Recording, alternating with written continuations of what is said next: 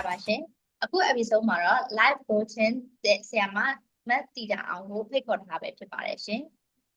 မင်္ဂလာပါဆရာမရှင်မင်္ဂလာပါဟုတ်ကဲ့ကျမတို့ Brave Again Story of Myanmar Women အစီအစဉ်အနေကြိုးဆိုပါတယ်ရှင် Myanmar Women အစီအစဉ်မှာဒါပြီးတော့ join ပြီးတော့ပေါ့နော်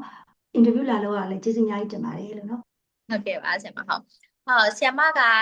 live coaching session တွေကိုလက်ခံနေတယ်လို့သိထားရတယ်ပေါ့နော်ဆရာမအဲ့တော့ဆရာမအခုလက်ရှိလက်ခံဖြစ်နေတဲ့ coaching session လေးတွေအကြောင်းကိုမိတ်ဆက်ပေးပါအောင်ရှင်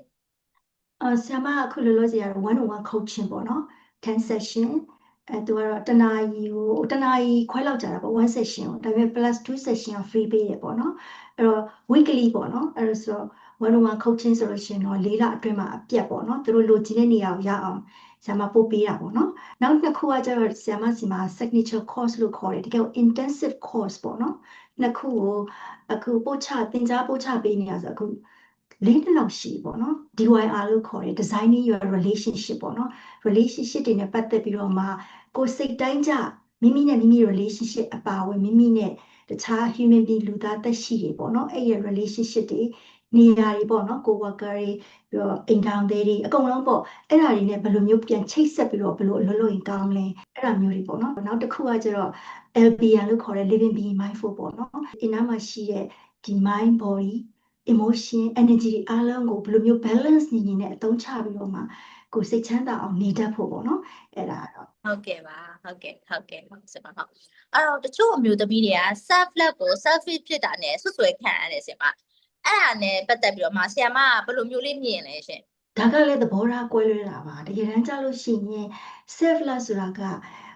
self care ပေါ့နော်ကိုလလပပနေမယ်ကိုဖြည်းဖြည်းနေမယ်နော်ဘာပဲဖြစ်ဝိတ္တာစားတာအစ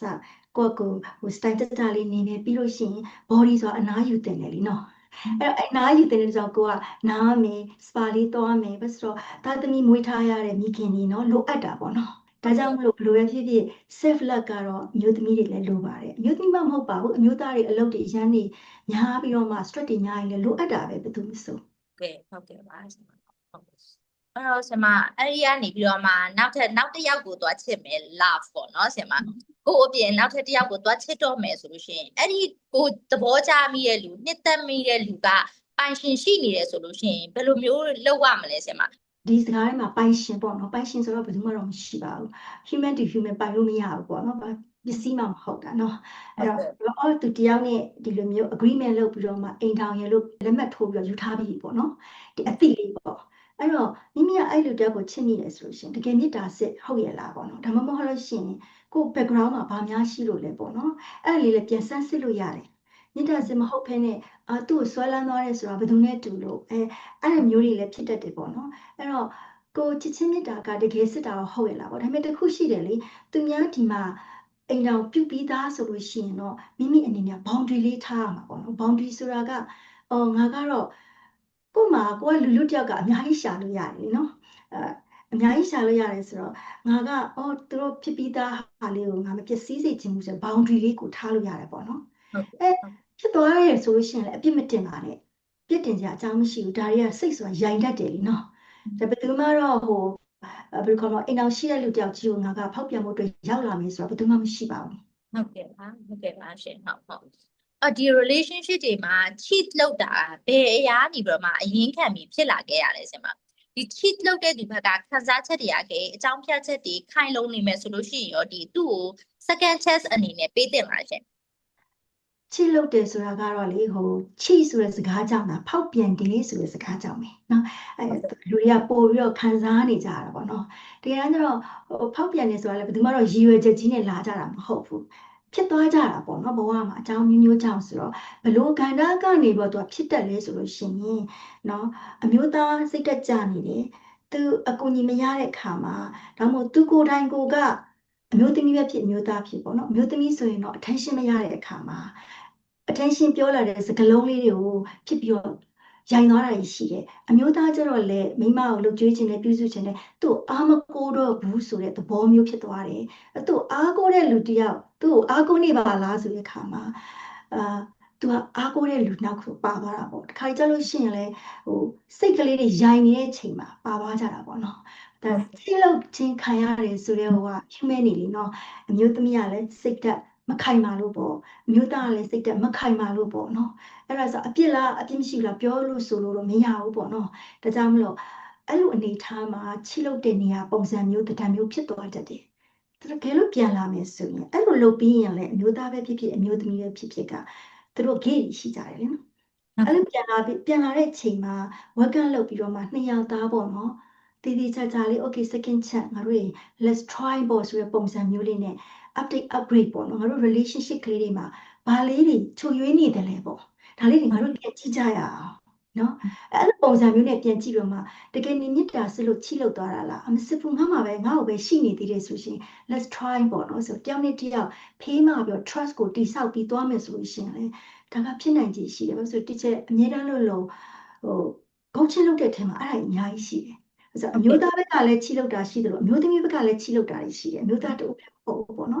ဦးနှစ်ဖက်ဖြစ်နေကြတာဆိုတော့ပြန်ပေါင်းချင်တာလေးတွေရှိတာကိုလုပ်ပေးတဲ့ခါကျအဆင်ပြေသွားတယ်အများကြီးရှိတယ်ဟုတ်ကဲ့ပါရှင်ဟုတ်ကဲ့ဟုတ်အဲ့ဆိုရင် second chance ကပေးတဲ့အထက်မှာပါတယ်ဟုတ်တယ် second chance ပေးလို့ရပါတယ်ဟုတ်ကဲ့ပါရှင်ဟုတ်ကဲ့ဟုတ်လူတွေကချစ်စင်တရားကိုဆင်မတကယ်လိုချင်တာလားဒါမှမဟုတ်ရင်ကိုယ့်ရဲ့ဝင်ငွေထွက်ငွေတွေရဲ့ပူပန်ရမှုအပေါ်တွေအဲ့လိုမှမဟုတ်ရင်အထီးကျန်နေတဲ့ဝေဒနာတွေကနေအကာအကွယ်ရယူခြင်းုံပဲလားရှင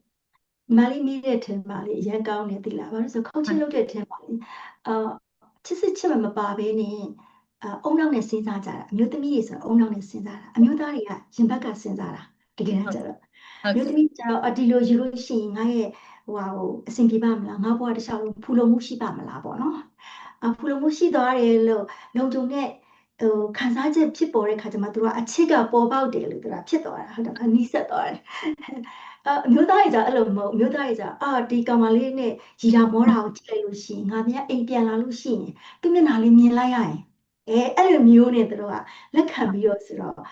့နှစ်ယောက်ရဲ့ရွေချက်မတူကြဘူးပေါ့နော်ဒါကြောင့်မို့အချစ်စစ်ချစ်မဲ့အမျိုးသားကျတော့တကယ်ကိုအဲ့မှာသူမြင့်တာကြီးကပါသွားသလိုသူခံစားပြီးတော့မှဒီ main ကလေးကိုတစ်လုံးပါဇက်ကတော့ I love you လို့ဖွင့်မပြောပြီးမြဲ I like you อ่ะစားတာသူတို့အမျိုးသမီးကကျတော့ချစ်တယ်ဆိုတာပြောတာကသူတို့ကအရင်မြင်စံတယ်ဘာလို့ဆိုတော့သူတို့ကခံစားချက် emotion နဲ့နေတာ哦မိခင်တယောက်လည်းဖြစ်မဲ့မတဘာဝဆိုတော့လေဒီလိုနှစ်ခုကြားထဲမှာပေါ့နော်ဒါကြောင့်မလို့များသောအားဖြင့်ကိုယ့်ကိုပြန်ဆန်းစစ်ပါလူတစ်ယောက်ကိုယူမယ်ဆိုလို့ရှိရင်လည်းတကယ်ချစ်ချင်းမြတ်တာပါလားမပါလဲကိစ္စမရှိဘူးချစ်ချင်းမြတ်တာရဲ့ sex က relationship ကတက္ကနာစီတို့ကချစ်ချင်းမြတ်တာလူတစ်ယောက်ကိုချစ်နေပြီးတော့မှမယူလဲရတယ်တဘောเนาะချစ်နေတယ်ပေါ့နော် relationship ကဒီလိုနဲ့ပေါင်းမယ်ဆိုလို့ရှိရင်တော့တမိသားနဲ့တမိပေါင်းရမယ်ဆိုရင်တော့ upgrade နဲ့အများအားဆွေးနွေးနေပြီးမှရော့ပရက်များပေါ့သူကျင်တတ်တာကိုလုပ်ပေးမယ်ကိုကျင်တတ်တာကိုလည်းသူကလုပ်ပေးတယ်အဲ့ဒါနဲ့ကိုနေလို့ထိုင်လို့ရပြီးတော့မှကြာသွားတဲ့ခါကျချစ်ချင်းမြတ်တာဘောင်းတက်ကဖြစ်လာတာဟုတ်အဲ့နှစ်ခုကကွာတယ်ကွာပါတယ်ဟုတ်ကဲ့ဆရာမအဲ့တော့အဲ့ဒီကနေတဆင့်ဆရာမ marriage လုပ်ကြတယ်ပေါ့ဆရာမအဲ့တော့အဲ့ဒီမှာတလင်တမယားစနစ်ကဆရာမတဘာဝကြတယ်လို့ထင်လားအဲ့လိုမှမဟုတ်ဘူးဆိုရင်ကိုချစ်ရတဲ့လူတယောက်ကိုဆုံးရှုံးရမှာကြောက်တဲ့စိတ်တစ်ခုနဲ့ဒီ society ကပုံသွင်းထားတယ်လို့ထင်လားဆရာမsociety ထူးသဖြင့်ပေါ့နော်ဟိုးရင်ခက်ကစဉ်းစားကြည့်လေမိမတွေအများကြီးကလေးအများကြီးတရွာထောင်းပြီးတဲ့မလားလူတည်းအမျိုးသားတယောက်ကလေနော်အဲ့ဒါကိုပဲသူဂုံယူတော့အမျိုးသမီးတွေကလည်း okay ရပေါ့နော်နေကြတာပေါ့ဒါပေမဲ့အဲ့ခေတ်တုန်းကကျတော့အမျိုးသားတယောက်ထဲနဲ့ကျွေးရမွေးတာလုံလောက်တယ်အခုခေတ်မှာကျတော့အမျိုးသားတယောက်ထဲမလုံလောက်တဲ့အတွက်ကြောင့်မို့အမျိုးသမီးပါအလုပ်တွေထွက်လုပ်ကြရတယ်လေဟုတ်တယ်မလားနော်အဲ့ဒါဆိုတော့အခုခေတ်မှာကဒီလိုမျိုး law တွေအစိုးရတွေပါဝင်လာရတယ်နော်ဒီ law တွေဖြစ်တယ်ဆိုတာပြဿနာတွေအများဖြစ်လာကြတာပြဿနာတွေအများဖြစ်လာတော့တလင်တများစနစ်ဆိုတာကို law တွေကိုထည့်လိုက်ရတာထည့်လိုက်နော်ထည့်လိုက်ရတာအဲ့ဒါလိုမှမဟုတ်ဘူးဟိုခေတ်ကဆိုမထည့်ဘူးဆိုတာကသူတို့ okay နေကြတယ်လေနော်ရက်ကွက်ကလူတောင်းနေပဲပြီးရဆိုတော့လူတွေရဲ့စန္ဒတွေပေါ့နော်မပြည့်မှုတွေလူတွေရဲ့စန္ဒတွေ accept မလုပ်တတ်တာတွေရယ်နော်လူတွေရဲ့စန္ဒတွေကဒီလိုမျိုးပေါ့နော်ဟိုကိုယ်ပဲပိုင်ဆိုင်ခြင်းနဲ့ဆိုတဲ့ဟာမျိုးတွေပါလာတဲ့ခါကျတော့တူးနဲ့တူထိခိုက်ကုန်ကြမယ်လေအဲ့တော့ဝင်တော့ထိန်းတဲ့သဘောလို့တော့ဆရာမထင်တယ်အိမ်ထောင်ကွဲခြင်းဆိုတာရောဆရာမတန်ရောစင်ကြီးပြတ်သွားတာအကြောင်းလို့လားအဲ့လိုမှမဟုတ်ရင်သူတို့ညှိနှိုင်းမှုမရှိခဲ့တာအကြောင်းလို့လားဆရာမများသောအားဖြင့်အိမ်ထောင်ရေးတစ်ခုတိဆောက်ပြီးဘာမှမဟုတ်ပဲနဲ့ရည်စားထားလို့3လတောင်မှသူနဲ့ကိုနဲ့ဘောင်းဖြစ်ပြီးတော့မှငါ့ဘဝထဲမှာလူတစ်ယောက်ရောက်လာပြီးငါနဲ့တူတူ2 in 1ဖြစ်ရမယ်လို့ agreement ဖြစ်တဲ့ဟိုက mentally or body ရောတိုင်ဝန်းစင်လုံးကတွေ့သွားပြီ အဲ့ဆိုအိမ်ထောင်ရေးမှာအကြာကြီးဆိုလို့ရှိရင်တန်ရုံးစင်ပို့တွေ့တယ်မချစ်တာနဲ့မဆိုင်ဘူးတခုပဲရှိရသူတို့အချင်းညှိလို့မရလို့လားနောက်ဆုတ်ကုန်ကြတာအဲ့တော့ဆင်မသားသမီးတယောက်ရဲ့စိတ်အခြေအနေကို supporting မပေးဘဲနဲ့တတိမထားမိပဲနဲ့မိဘတွေဘက်ကတစ်ဖက်သက်တွင်တင်ဆုံးမနေတဲ့စကားတွေဆိုလို့ရှိရင်ဘယ်လိုစကားမျိုးတွေဖြစ်မလဲရှင်မျိုးစုံမှန်းလေးဒါမလုပ်လို့ရှိရင်နင်တို့ဘဝဘယ်လိုဖြစ်သွားမလဲလို့ပြောကြတာရှိတယ်လေမိဘတွေဟုတ်တယ်မလားနော်ငါတို့ကလိုချင်တဲ့ပုံစံတိုင်းနင်တို့အမြင့်ရောက်စေချင်တယ်နင်တို့အမြင့်ဖြစ်မှာပဲငါတို့ကသေးပြောမယ်ဒါမျိုးတွေလည်းရှိကြတယ်လေနော်သူများကလေးနဲ့ရှင်ပြီးတော့ငါသားသမီးကတခုခုချို့ယွင်းနေတယ်ဆိုတာကြီးကသူတို့ခေါင်းထဲကိုသွင်းမလိုက်တာကိုသားသမီးက whole and complete မွေးလာတဲ့ကတကယ်ကိုအပြန်စားပြောမယ်ဆိုလို့ရှိရင်မွေးလာတဲ့သူတို့ဘဝမှာအကုန်လုံးက ready to grow and ready to be human being လေနော်ဒါပေမဲ့မိဘကငါသားလေးကစကားပြောတာနှင်းရင်ဟိုဘက်ကကောင်လေးကစကားပြောတာညံလိုက်တာဆိုတော့တော်ရှင်ပြီးတော့ငါသားမှာတခုချို့ရင်းပြီဆိုရှောက်လောက်တာလေဟိုတင်တန်းနေပို့ဒီတင်တန်းနေပို့ဆိုကလေးတွေက pressure တွေတက်တာပေါ့ကျမတို့လည်းအမေပဲဆရာမလည်းအမေပဲပေါ့နော်အဲ့ဒီမှာအမေတယောက်ဖြစ်လာတဲ့အချိန်မှာတာမန်အမျိုးသမီးတယောက်ဖြစ်ခဲ့တော့ပေါ့နော်အဲ့ဒီသူတို့ရဲ့အိမ်မက်တွေကိုစွန့်ပစ်လိုက်ရတယ်ဆိုတော့သဘောတရားကိုဆရာမအနေနဲ့ဘယ်လိုမျိုးလေးမြင်လဲရှင်အဲ့စကားကတော့လေဆရာမကတော့grow up ပေါ့နော်ပြောချင်တာမိခင်တွေ grow up ပေါ့နော်ရင့်ကျက်ကြပေါ့နော်အဲ့စတေးရတယ်တို့စွန့်လိုက်ရတယ်ဆိုတော့သားသမီးယူလာလို့ကိုကစတေးရတယ်ဆိုရင်ငါတစ်ဖက်ကလည်းငါလုပ်ချင်တာငါလုပ်မယ်ငါသားသမီးကိုလည်းငါထိန်းချောင်းမယ် powerful ဖြစ်တဲ့စကားလုံးကိုထွေးရမယ်လေသားသမီးတွေကြားတဲ့ခါကျရင်လည်းငါတို့ရတော့အမေတို့စတေးရတယ်ဆိုတော့သူတို့စိတ်ထဲမှာထိခိုက်မှာပဲဒါအစမို့ကလေးတွေကထိခိုက်တဲ့ခါကျတော့ငါတို့လူဖြစ်တာမကောင်းဆိုတွေးလာတယ်နော်ပြီးလို့ရှိရင်အဲ့ဒါဆိုလို့ရှိရင်ဘာလို့မမွေးနဲ့လူဆိုတော့ဂျစ်ကန်ကန်ကြီးထွက်လာတယ်ကိုကမိခင်ဆိုတဲ့ position ကိုယူပြီးဆိုလို့ရှိရင်ဒါမိခင် position ကတတ်ကိုလိုချင်တဲ့ dream ကတတ်မခွဲခြားပလိုက်အဲ့တော့ဆရာမသားသမီးတွေရဲ့စိတ်ခံစားချက်ကိုအပြည့်အဝနားလည်နိုင်အောင်စူးစမ်းနေတဲ့မိခင်တယောက်အတွက်ဆိုလို့ရှိရင်ဆရာမစိတ်ခွန်အားဖြစ်စေမယ့်စကားလေးတစ်ခွန်းလောက်ပြောပြပါအောင်ရှင်ပြောမယ်ဆိုလို့ရှိရင်မိခင်ဖြစ်ရတာတော့တကယ်ကိုဘယ်လိုခေါ်မလဲဆိုတော့တမိုးရှိတယ်လို့ခေါ်တာပေါ့နော်ဆိုတော့မတဘာဝကလူသားတွေကိုမွေးရတာလေလူသားတွေကိုမွေးရတာဒါကြောင့်မို့ဒီကဘာကြီးမှာလူသားတွေရှိနေတာပေါ့ပြီးလို့ရှိရင်လည်းစဉ်းစားကြည့်ကြည့်လေကိုလူသားတွေမကဘူးကိုတွေကကလေးလေးတွေမွေးလာပြီးရင်လည်းရေလောင်းတယ်လို့ပဲအပင်လေးကိုလောင်းမှာစိတ်ရှိပြီးတော့မေတ္တာတွေထည့်ရမှာနော်လောက်ရတာဘယ်လောက်ထိ beautiful ဖြစ်လဲပေါ့နော်ပြီးတော့ရှင်လေကိုသားသမီးမွေးလာရင်လေနိုင်ငံကောင်းဆောင်လုပ်ရင်လေကိုမိခင်နဲ့သက်ဆိုင်တယ်မိလနာဖြစ်တာမိခင်နဲ့သက်ဆိုင်တယ်မဆိုတဲ့အမျိုးကပြောမယ်ဆိုပင်စီလို့ပဲညီကြီးနဲ့ထိကိုဆွဲထားတာဒါကြောင့်မို့ relationship ကိုစိတ်ဝင်စားတယ်စိတ်ခံစားမှုတွေကိုစိတ်ဝင်စားတယ်မရဲ့တဘာဝဟုတ်ကဲ့ဟုတ်ဒီရလေတကယ်ကိုမှကိုတိုင်းလည်းလိုချင်နေတဲ့အဖြစ်ပေါ့ကိုတိုင်းလည်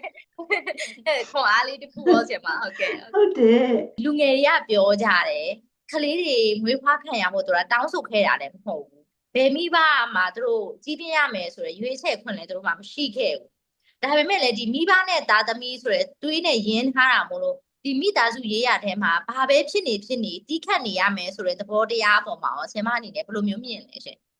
်လူငယ်တွေပြောတာလည်းတကယ်မှန်တယ်။ဘာလို့လူငယ်ဆိုတဲ့အမျိုးကသူက short to the point လေသူကတကယ်ဖြစ်ပျက်ကိုပဲကြည်တာသူ story မခင်းဘူးလူငယ်ကငယ်တဲ့ကလေးတွေမှာ story မရှိဘူးချက်ချင်းမြင်တာကိုမြင်တဲ့အတိုင်းထောက်တာ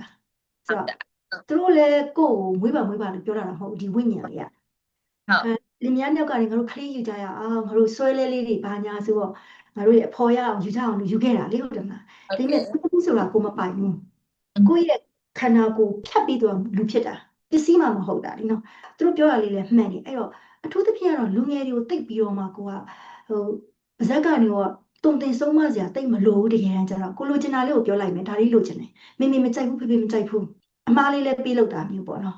အဲ့ဒါသူတို့ဘဝကိုသူတို့တွားချင်တာလေအဲ့တော့ကိုလမ်းလျှောက်တဲ့ပုံနဲ့သူတို့လမ်းလျှောက်ခိုင်းမလားပေါ့နော်ပြန်စဉ်းစားရမှာမိဘတွေကแต่လူငယ်တွေကအဲ့ဒါတောင်းဆိုနေတာသူတို့ကတကယ်တမ်းကျတော့မချင်မငယ်ပြောနေဆိုမိဘကိုသူတို့ချစ်တယ်ဒါပေမဲ့မိဘရဲ့အမူအရာကြီးတွေကသူတို့အတွက်ကို pressure တွေပေးတာမျိုးတို့ stress တွေဖြစ်စေတာမျိုးမလို့သူကမိဘကိုပြောနေတာအဲ့တော့လူငယ်တွေအနေနဲ့အခုခေတ်မှာကိုဝါသနာပါတဲ့ဟာကိုဘဝရည်မှန်းချက်တွေကိုအဲ့ဒီအတွက်နဲ့ကိုမိဘတွေနဲ့အတိုက်ခံလုပ်နေရတဲ့ခိုက်တက်နေရှိရဲ့စင်မှာအဲ့ဒီအပေါ်မှာရောပြပြလဲလဲနဲ့ဖြည့်ရှင်းညှိနှိုင်းကြမယ်ဆိုလို့ရှိရင်ဘယ်လိုပုံစံမျိုးလေးတွားလို့ရမလဲတဲ့စဉ်းစားကြည့်လေလူတိုင်းကသူ့စိတ်သူ့ခန္ဓာသူ့အုံနောက်သူ့အတွေးနဲ့လာတာကျတို့အသက်ကြီးတဲ့60ကျော်ကလည်းအသက်ကြီးတဲ့မွေးဖွားတဲ့ဟာနဲ့အတွေးနဲ့လာတာ စိတ်ဝင်စားမှုကလည်းအဲ့ဒါပဲလူငယ်တွေရဲ့စိတ်ဝင်စားမှုကလည်းသူတို့ကဘာထဲမှာသူတို့ရှိတယ်မိဘစိတ်ဝင်စားမှုကသူကဘာနဲ့သူအဲ့တော့နှစ်ယောက်သားကညှိရမှာပေါ့နော်လူငယ်ကလည်းသူစိတ်ဝင်စားတဲ့ကဘာကိုမိဘကိုတင်ပြတာမျိုးပေါ့နော်အေးအေးစစ်စစ်လေးပေါ့တင်ပြတာမျိုးလုပ်မယ်ပြပြဖြောက်ကလေးပေါ့နော်မိဘကလည်းသူ့ရဲ့စိုးရင်ကြောင်းချက်ဆက်ကလေးကိုပြောတာမျိုးပေါ့အဲ့တော့ဆရာမဆိုလို့ရှိရင်တာနဲ့ဘယ်လိုလုပ်ခဲ့ရလဲဆိုတော့အမေဂေါ်ရီဖြစ်တာဒီလိုဆိုတကကဘာပြောလဲအမေတာကိုလေအခုချိန်မှာလေရေကူးကန်တွေကိုတွန်းချလိုက်တာအသက်ရှင်ပြမယ်အဲ့လိုမျိုးပေါ့နော်သူတို့ကအဲ့အသေးတွေရှိတယ်ဟုတ်မိဘတွေကတော့မသိဘူးမိဘတွေကကိုယ်စိတ်နဲ့နှိုင်းပြီးတော့မှကိုသားလေးသိရမလားအဲ့လိုမျိုးအမိုးရိပ်တွေလိုက်ပေးတာအမှန်သူတို့အမိုးရိပ်မလို့ချင်ဘူးမှားရင်မှားပါစေဒါမှမဟုတ်ဆရာမဆိုအမှားပေးမှားတယ်လူငယ်တွေကသူတို့ကိုသူတို့မှားကြည့်မှသူတို့ကိုသူတို့ရဲ့ဒီ wing ထဲမှာလာပြီးတော့မှဆက်ဆက်တုံပြီးတော့မှသူအတိတရားရတာလေဒါလောက်ဆိုရင်တော့တာသမီနဲ့မိဘကြဘယ်လိုမျိုးလေးညှိရမယ်ဆိုတာလေးပေါ့နော်အဲ့ဒါလေးတော့သိသွားလောက်ကြပါပြီဟုတ်ကဲ့အခုလက်ရှိမှာဖြစ်သွားတဲ့ဒီတဘာဝဘေးအန္တရာယ်ငလင်လိုမျိုးပေါ့ဒီငလင်ကိုခံစားလိုက်ရတဲ့ဒီအမျိုးသမီးတွေက trauma အနေနဲ့အများတော့ရသွားကြတယ်ဆင်ပါသူတို့စိတ်အခြေအနေကိုတည်ငြိမ်အောင်အဖြစ်အပျက်တွေပေါ်မှာဒီမျိုးအာယုံမဆိုင်ပဲနဲ့ဒီပစ္စုပန်ကိုပဲတက်တက်ကြည့်ပြီးဆက်လျှောက်နိုင်အောင်ဆိုလို့ရှိရင်ဆရာမအနေနဲ့အကြံပေးစကားလေးပေါ့နော်အဲ့ဒါလေးပြောပြပါအောင်ရှင်ဘယ်လိုပဲဖြစ်ဖြစ်လေလူဘဝမှာလူတစ်ယောက်ကဘုံနေဆိုမမျော်လင့်ပဲနဲ့တခုခု short ပေါ့နော် short ရိုက်သွားတာမျိုးဖြစ်တတ်တယ်အဲ့ဒါဟိုမှဒါတွေကိုမတွေးနဲ့တော့မတွေးနဲ့လို့တော့ပြောလို့မရဘူးစိတ်အတွေ့အ memory ကြောင့်မို့ဒီအမြင်ကွင်းကြီးကလာနေမှာပဲအဲ့ဒါဆိုလို့ရှိရင်အဲ့ဒီလိုပို့ပြောခိုင်းရတယ်ဆရာမတို့ကပို့ပြောပြီးတော့မှတဖြည်းဖြည်းနဲ့အထဲမှာရှိတဲ့ trauma တုံ့လောက်တာတွေကိုမျက်ရည်နဲ့ငိုချမလားစာနဲ့ရေးချမလားတယောက်ကိုဖွင့်ပြောမလားတယောက်ကအေးစေးနားထောင်ပြီးတော့မှတက်တည်ပေါ့နော်ဟေးဟုတ်မှာပဲအဲ့လိုမျိုးလေးလိုက်လုပ်ပေးခြင်းအဖြစ်သူတို့ရဲ့ trauma လေးကတဖြည်းဖြည်းပြေးလာမယ်ပြီးတော့အဲ့လိုဖြစ်နေတဲ့လူကလည်း grieving ဆိုတာရှိတယ်လीနော်ပူဆွေးတော့ကရောက်ရတယ်ဆိုတဲ့ကာလရှိတယ်အဲ့ဒါချင်းချင်းကြီးဖြုတ်ချလို့မရအောင်အလုပ်လည်းလုပ်မယ်တစ်ဖက်ကလည်းပူဆွေးတော့ကလေးကိုလည်းသူတို့လုပ်ပေးရမယ်အဲ့ဒါမျိုးလေးတွေနဲ့ဒီလိုမျိုးကို freedom ဖြစ်အောင်ပြောတဲ့စကားလေးတွေနဲ့ရှေ့ဆက်တက်လို့ရတယ်ပေါ့နော်ဟုတ်ကဲ့ပါဆင်ပါဟုတ်ဒါလေတကယ်ကိုအကျိုးရှိမှာပေါ့နော်တကယ်ကိုပဲကျမစကားပြောကြည့်တဲ့ချိန်မှာလည်းတော်တော်များများပြန်ပြောတဲ့ချိန်မှာတုံလုံးနေကြတော့မယ်ဆိုတော့လေ society ကအမျိုးသမီးတွေရဲ့လှုပ်ဆက်နိုင်စွမ်းပေါ့နော်အဲ့ပေါ်မှာ expectation တွေအများကြီးထားကြတယ်ဆင်မရဲ့အမျိုးသမီးတယောက်ဆိုရင်ဘယ်လိုမျိုးလှနေရမယ်တော်နေရမယ်လူမှုဆက်ဆံရေးမှလည်းကောင်းရမယ်ဝင်ငွေလည်းရှာနိုင်ရမယ်အခုခေတ်မှာဆိုလို့ရှိရင်သားသမီးတို့လည်းကောင်းကောင်းမွန်မွန်ထိန်းရမယ်ဇနီးကောင်းဖြစ်ရမယ်သမီးကောင်းဖြစ်ရမယ်အဲ့လိုတွေ expectation တွေအများကြီးရှိရဆင်မရဲ့အဲ့ဒီရဲ့မျှော်လင့်ချက်တွေအများကြီးလူတွေကထားနေတာ society ကထားနေတာရောဒီအမျိုးသမီးတွေပေါ်မှာfair ဖြစ်ရလားဆင်မသူတို့ဒီထမ်းဖို့ထားတဲ့အရာတွေပေါ်မှာ fair ဖြစ်တယ်လို့ဆင်မထင်လားရှင်ဟုတ်ဘူးလေ society ကတော့ပြောနေပါပဲမျိုးစုံ oh my god society ကို internet ထဲဝင်လိုက်တာနဲ့ဘယ်လိုခေါ်မလဲချက်ချင်းလက်ငင်းပဲကိုရှိရောက်လာတယ်အကုန်လုံးကတစ်ကမ္ဘာလုံးကဟုတ်တယ်မလားအဲ့လိုက်တာနဲ့ဒါမှမဟုတ်တစ်ကမ္ဘာလုံးကကိုရှိရောက်လာဟုတ်ကဲ့ကမရောက်ဘူးလေ internet မရှိတော့ဟိုးနိုင်ငံမှာဘာဖြစ်နေလဲနောက်6လလောက်မှကိုကသိရတာလေဟုတ်တယ်မလားအဲ့တော့ဂိမ်းဆက်ရမယ်အမျိုးသမီးတွေကိုပြောနေလို့ရည်စူးနေတာဖြစ်နေကိုပြောနေတာမဟုတ်ဘူးသူတို့ပြောမယ်ဆိုလို့ရှိရင်သူတို့ပြောချင်လို့ပြောနေတာပြောချင်လို့အဲ့ရင်ငါ့ကိုပြစ်တင်နေငါ့ကိုပြစ်တင်ငါတော့သူတို့ပြောတဲ့အတိုင်းလိုက်မလုပ်နိုင်လို့ရှိရင်တော့ငါတော့အမျိုးသမီးကောင်းမပြီးသားဘူးကိုယ်ဆွဲမတွေးပါနဲ့ဟုတ်ကဲ့ပြောတဲ့အတိုင်းပဲအမျိုးသမီးရဲ့ value လေးနဲ့ကိုလှုပ်သွားတာမျိုးပေါ့နော်ကိုအတက်နိုင်ကိုလုပ်မယ်နော်နောက်ဆုံးလူတွေကလှုပ်ပြနေကြတယ်များတယ်ကျမတို့ကဒီလိုလုပ်ဟုတ်ချင်မှလည်းဟုတ်မယ်ဒီ behind the scene is differently နော်အဲ့တော့ပြောတိုင်းလည်းမယုံပါနဲ့ပြတိုင်းလည်းမယုံပါနဲ့နော်အဲ့ဒါကိုပြောပြတာအဲ့တော့မိမိကိုယ်တိုင်မိမိဘာလုပ်နိုင်တယ်လဲအဲ့ human သမီး value လေးနဲ့ပဲငါလုပ်နိုင်တာငါလုပ်မယ်ငါအနေထားနဲ့ငါလုပ်မယ်ငါအကောင်းဆုံး the best လုပ်နေတယ်ဒါတွေကသူတို့ကဏ္ဍကိုလည်းမဆိုင် social media နဲ့ကိုယ်နဲ့ခွဲထွက်လိုက်ပါလို့ပြောချင်တာဟုတ်ကဲ့ပါဆရာမအခုလိုမျိုးအများကြီးအချိန်ပေးပြီးဖြည့်ကြပေးတဲ့အတွက်လည်းအများကြီးကျေးဇူးတင်ပါတယ်ရှင်ကျမတို့လည်းဒီလိုမျိုးလေးအားဖြည့်ပေးတဲ့အတွက်အများကြီးလည်းဝမ်းသာပီတိဖြစ်ရတယ်ပေါ့နော်ဆရာမအနေနဲ့ရောကျမတို့ brave again လေးကိုဘယ်လိုမျိုးလေးအကြံပေးခြင်းလဲရှင်မဟုတ်ဆက်ပြီးလုပ်ပါလို့နော်အမျိုးတို့လုပ်လေဘယ်လိုပဲဖြစ်ဖြစ်လေဒီမှာအယူလွဲနေတာမျိုးတို့ပေါ့နော်အယူလွဲတယ်ဆိုစကားကိုလည်းဆရာမမသုံးချင်ပါဘူးအမြင်လေးတွေလွဲနေတာပေါ့နော်အမြင်လေးတွေလွဲနေတယ် point of view လေးတွေဒီတစ်ခုတည်းကိုပဲနားထောင်ပြီးတော့ကိုကဒီ society ထဲမှာပဲဝင်ပြီးတော့ကိုက funny ဖြစ်နေတာရှိကျင်လည်းရှိနိုင်တယ်လေနော်ဟုတ်ကဲ့ဟုတ်ဆရာသမားတွေကိုယ့်ရဲ့စိတ်ကိုပြေစေမဲ့ဆရာသမားတွေပြောတာလည်းနားထောင်ပါအောင်ပေါ့နော်ဒါလူ့ဘဝမှာကိုပျော်ပျော်ရွှင်ရွှင်နဲ့နေဖို့လာကြတာကောင်းကောင်းမွန်မွန်ဝတ်စားပြီးတော့မှချမ်းချမ်းသာသာနဲ့နေဖို့လာကြတာနော်အဲ့ဘာမဟုတ်တဲ့စကားတွေနားထောင်ပြီးတော့ကိုယ့်ဘဝကို limit မလုပ်ဖို့ပေါ့နော်အဲ့ဒါ တနာတင်စားတို့ကလုပ်နေတာဒီတော့ break again ပေါ့နော်ပြီးတော့ဆရာမလည်းမျိုးဘဝမှာကြာဆုံးခဲ့တာပဲပြန်တက်တာပဲပြီးတော့မိမိရဲ့စကားနဲ့ပဲပြန်တက်တာဒါကြောင့်မိမိစကားကိုဘယ်လိုဖန်တီးမလဲပေါ့နော် ဟုတ်ကဲ့ပါ အဲ့လိုမျိုးနဲ့ပြန်တက်ပါလို့လူဘဝတဘဝလေးရတာဒါပေမဲ့နေလို့ရပါတယ်ဘဝတွေအများကြီးပေါ့နော်ကြားတဲ့ဘဝရှိမယ်တက်တဲ့ဘဝရှိမယ်ထပ်ကြမယ်ဒါပေမဲ့အဲ့လိုလုပ်ရင်းနဲ့ပဲတက်သွားတာဆိုတော့လေဆရာမကို interview လုပ်တာလည်းတကယ်ပါကျေးဇူးတင်တယ်ပေါ့နော် break တာတယ်ပေါ့ include လုပ်တာပေါ့နော်ဆရာမကိုပါဝင်ခွင့်ပေါ့နော်ကျေးဇူးအများကြီးတင်ဟုတ်ကဲ့ပါဆရာမကျေးဇူးအများကြီးတင်ပါတယ်ရှင်ဟုတ်ကဲ့ဒီဗီဒီယိုလေးကိုအန်ခွင့်ပြုပါနော်ဟုတ်ကဲ့ပါရှင်ဟုတ်ကဲ့